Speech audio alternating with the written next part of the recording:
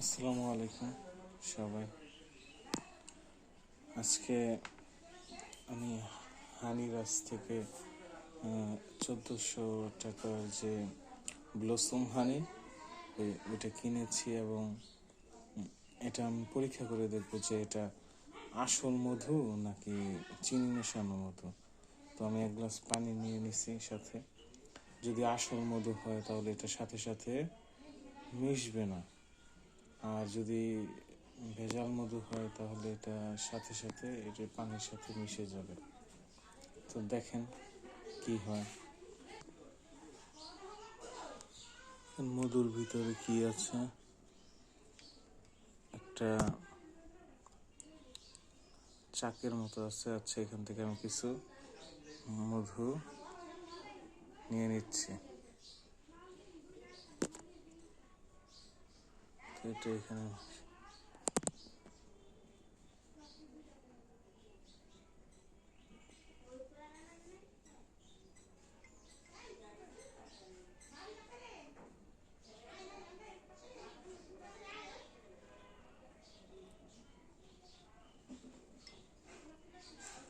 এখানে দুইটা পরীক্ষা হইতেছে। একটা হইতেছে কাপড়ের মধ্যে যদি আসল মধু পড়ে তাহলে কাপড় সইসা নিতে পারে না, আর যদি নকল মধু পড়ে তাহলে কাপড়ের সইসা নেয়।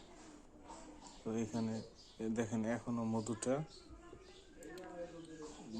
এখনো আছে, এটা এখনো মিশায় যায় না। এই যে নিচে এখনো পড়ে আছে, দেখতে পাইতেছেন? এই যে এখনো মধুটা মিশে নাই, ওই যে নিচে জমে গেছে। এই যে নিচে জমে গেছে, এই যে। আর এই কাপড়ের মধুটা এখনো কাপড় টাইনা নিতে পারে নাই, তার মানে এটা সত্যি আসল মধু। আপনারা নিতে পারেন হানিরাজ থেকে।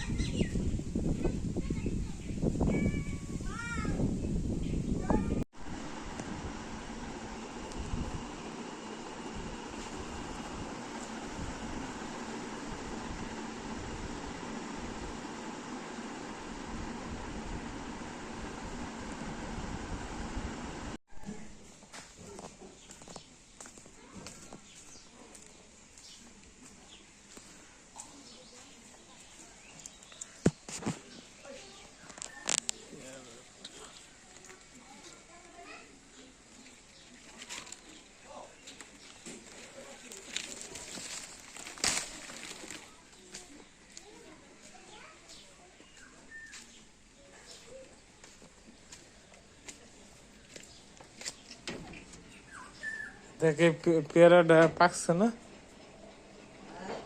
পেয়ারাটা এই জাম গাছের।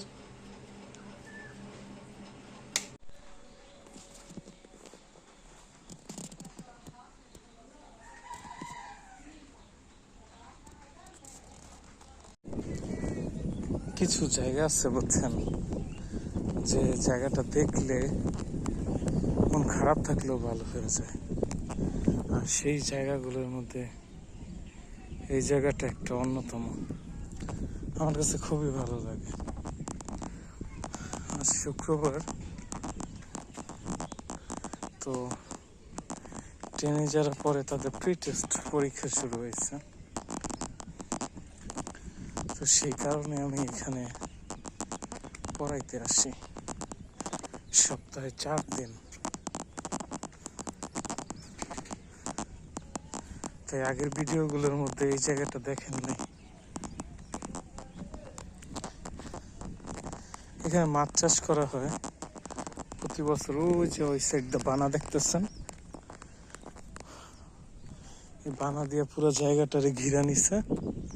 এরা এখানে মাছ ছাড়ছে। এই যে দেখেন মাছ ময়রা এখানে ভাইসা রয়েছে, যেমন ইলিশ মাছের মতো।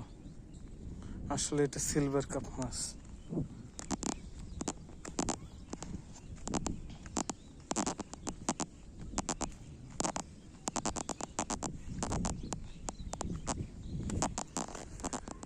তো আমি যাব ওই যে মসজিদের পাশে একটা বাড়ি আছে, ওইখানে পড়াবো। যারে পড়াইতে যাইতেছি এত দূরে আমাদের এখান থেকে, তার বড় বোনরা এক সময় আমি পড়াইতাম। তোর বিয়ে হয়ে গেছে, এখন ওর যে ছোট ভাই আছে ও নাকি ভালো করে পড়ে না, সেই জন্য ওর বড় বোনে আবার আমারে ডাকছে যে স্যার আপনি পড়ান তো ওরে, দেখেন কিছু করতে পারেন কিনা। তো পড়াইতেছি অনেক দিনই হলো,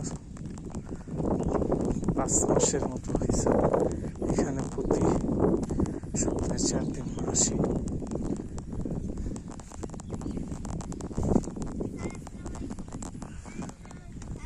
ওয়ালাইকুম আসসালাম। তোমরা কি মসজিদে পড়ছো এখন? ওয়াজ আছে? তুই বাড়িতে এখন পড়ানো।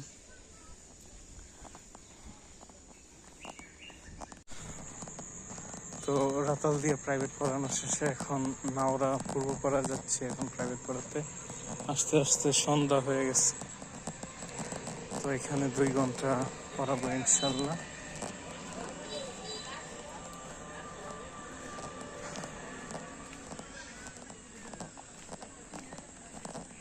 যারা টিউশনের কাজ করেন তারা হয়তো জানবেন যে যারা টিউশন করে মুখেই বলে না যে আমি পড়াই, আমি টিচার, আমার স্বাধীনতা আছে, ফ্রিডম আছে, কিন্তু আদতে তা না। আসলে সবাই তার কর্মক্ষেত্রে কেসের মতো বন্দি থাকে আর কি। তো তাদের আরো বেশি স্বাধীনতা নাই, কারণ যারা অন্য জায়গায় শারীরিক পরিশ্রম করে বা অফিস করে তাদের শুক্রবারে বন্ধ, কিন্তু যারা টিউশন করে তাদের শুক্রবারও তেমন ছুটি নেই, পড়াইতেই হয়। ওদের সারা বছরই পরীক্ষা, সারা বছরই এই সেই। ডিসেম্বর ছাড়া কোনো দাও নেই ভাই, ডিসেম্বর ছাড়া কোনো ছুটি নেই।